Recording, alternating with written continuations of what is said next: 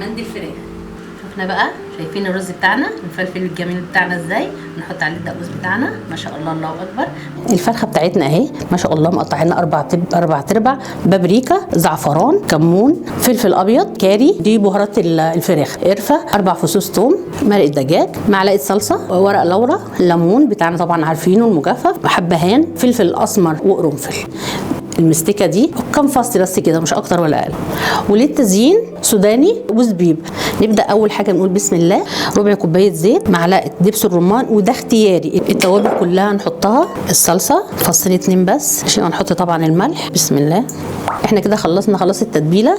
والفراخ لازم ننشفها عشان التتبيله تمسك فيها، فاحنا هنقول بسم الله. احنا هننزل عليها، ما تخافوش، التتبيله دي كلها بتبقى على الفراخ وبتنزل على الرز، فما تخافوش منها اللي هي كتيره قليله، لا لازم تبقى حبه كده حلوين، تبقى كتيره كده عشان التتبيله دي هتنزل على الرز.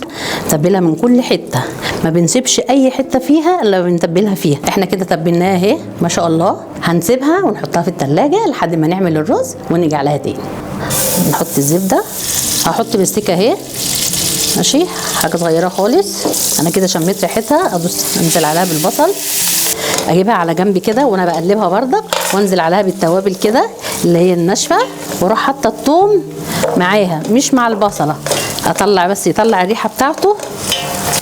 طبعا بنبقى محضرين الرز وغاسلينه ومش نقعينه. وهنقول بسم الله. نحط الرز كده. احنا هنحط الملح بقى في حدود معلقه، مثلا معلقه وربع، وهندوقه بردك. انا وطيت على فكره على النار، وطيت خالص عشان احنا مش عاوزينه يتشوح. احنا بس ايه، اول ما يسخن بنجيب الميه على طول ونحطه. نحط مرقه الدجاج بتاعتنا اهي كده. احنا هنحط الميه خلاص كده.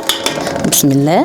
بمقدار 2 سم فوق الرز. احنا جبنا الشبكه بتاعتنا اهي، نحطها كده ماشي. والفراخ بسم الله. انا بحب احط الشبكه كده عشان الفراخ الصوص بتاعه ينزل على الرز، بيدي طعم اكتر وما بياخدش وقت كمان في التسويه اكتر. الورقه بتاعتنا اهي، وادي الورق الفويل.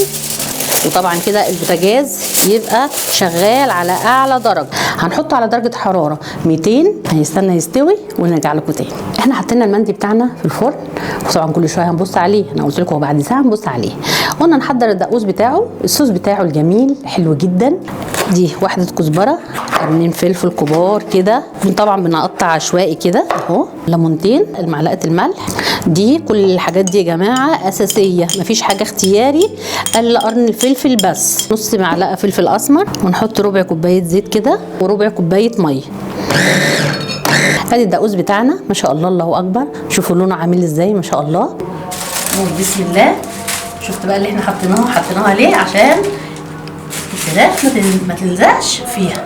ادي الرز بتاعنا اهو. احنا قلنا ايه، هنطلع الحاجات دي بالعدد عشان ما ينفعش. الصوص كله بتاع الفراخ نزل فين؟ في الرز. بصوا عامل ازاي. جبنا المكسرات بتاعتنا نرشها عليها ما شاء الله. دي بتزودها حلاوه على حلاوتها. كده خلصت حلقتنا. ما تنسوناش في اللايك والشير وكومنت.